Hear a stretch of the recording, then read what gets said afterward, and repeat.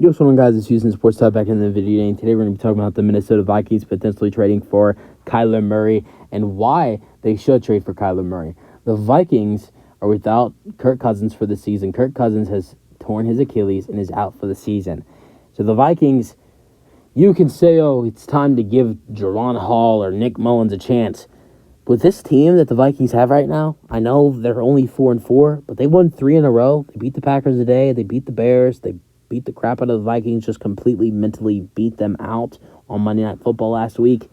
Yes, it's going to be a little bit of a, it's going to definitely hurt them taking away their starting quarterback, but this team has talent. Keep in mind, they're on this 3-game winning streak right now without their star player, Justin Jefferson, who's on IR, and I think he's going to be back like week 9 or week 10, or maybe week 11, something like that. They have Jordan Addison, who's been a rookie star, and they have T.J. Hawkinson, one of the best tight ends in football. K.J. Osborne's been fairly well at the wide receiver position. Alexander Madison's been a solid running back. Hasn't been great, but it's been solid. Their defense looked like one of the worst defenses in the NFL to start the season, but their last 3 weeks, they've looked incredible on defense. So, I I just don't think with the way you're playing right now, you can't have a quarterback that you really don't trust. You have the Tuesday NFL trade deadline. I think you got to move for a guy. You got to make a move for a guy like Kyler Murray, Ryan Tannehill. Ryan Tannehill is going to be the cheaper option, but Kyler Murray, I think, is going to give you the better option of winning football games. Really do. I think Ryan Tannehill would be on a more, I think it'd be it'd be better for him in Minnesota than it's been in Tennessee because.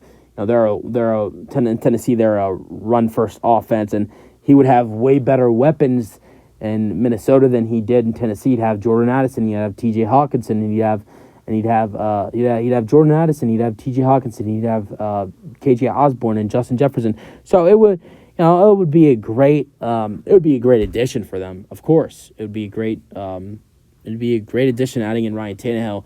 I just think the more electric option would be adding in Kyler Murray.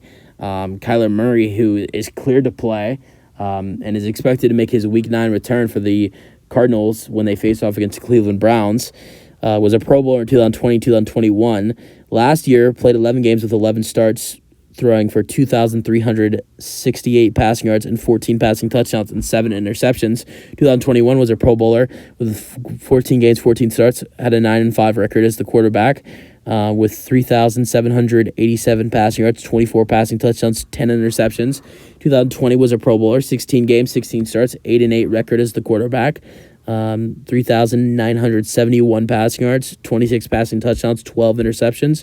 And then his rookie year, 2019, 16 games, 16 starts, 5-10-1 record. 3,722 passing yards, 20 passing touchdowns, 12 interceptions. Not bad stats and for a rookie in that year. I look at his numbers and I say, adding in Kyler Murray, he's never had an offense like the Vikings do, as how good they are. He's always had better running backs like James Conner and, whoever they've had in the backfield. So that would go down for him. But the wide receivers, yes, he's had D-Hop and he's had Marquise Brown last season. But Jordan Addison, Justin Jefferson, K.J. Osborne, then at the tight end, T.J. Hawkinson. I just feel that this would be a great addition for the Minnesota Vikings. It's going to cost a lot. I would think it'd cost a second-round pick, probably a third-round pick, and a fifth-round pick. I think it'd probably cost 4 draft picks, most likely. I would probably say Kyler Murray and a 7th-round pick over to the Minnesota Vikings for a second, a third, a fifth, and a 6th. And I don't even know if the Cardinals would do that. If I'm the Vikings, I'm calling up the Cardinals. I'm offering them a second, a third, a fifth, and a 6th for Kyler Murray and a 7th, and see if they say yes or no. If they say no, you hang up the phone, and then you offer a 5th or a 6th-round pick for Ryan Tannehill. You get that deal done. If the Cardinals say no, then you call the tight ends and try to work out trading a 5th or a 6th for or both for Ryan Tannehill. As of right now, I think Kyler Murray would give the Vikings the best option, would give them the best chance to be the best team capable.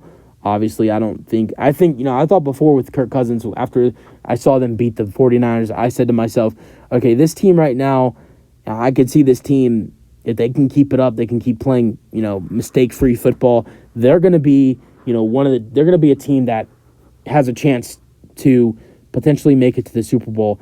Yeah, adding Kyler Murray, I don't think you're going that far, but I think you have a great chance to make it to the playoffs with Kyler Murray. I think you probably will, and to be a potential threat in the playoffs.